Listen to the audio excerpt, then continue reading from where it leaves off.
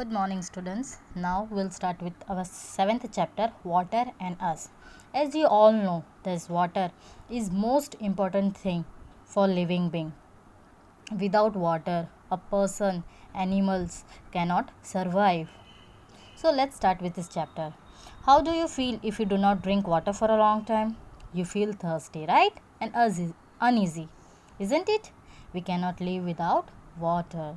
As you all know that water is the most important part of our life. Besides food and air, we also need water to live. Water keeps us healthy. It is essential for our growth. Different uses of water. We use waters for different purposes in our daily life, like bathing, washing clothes, drinking, watering plants, cleaning our house, and etc. Water. Now, have you ever seen the color of the water? No, because water has no color, no smell, no taste. It gets its color and taste from whatever we add it. For example, you can take a glass and put water in that.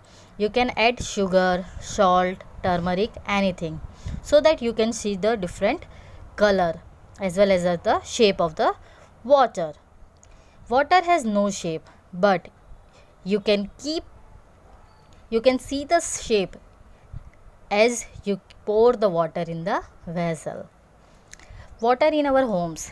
At home, we get drinking water through taps. Before it reaches our home, it is purified by big machines called water treatment plants. Now this work is done by the government. For drinking water which we are getting through the taps, it is purified by the water treatment plants.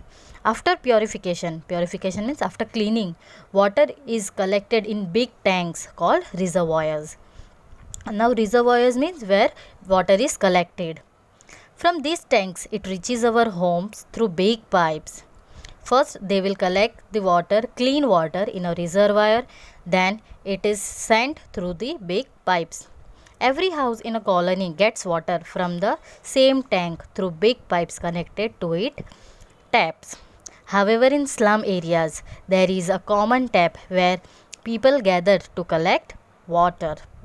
In village areas, you know that they don't have big houses, they don't have water facility everywhere, so there is only common place from where they are collecting water.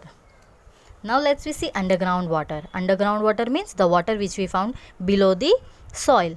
Some water goes into the soil. This is called underground water. Wells and tube wells are dug to get this water. In villages, people are digging wells and tube wells so that they can store water in that. Hand pumps.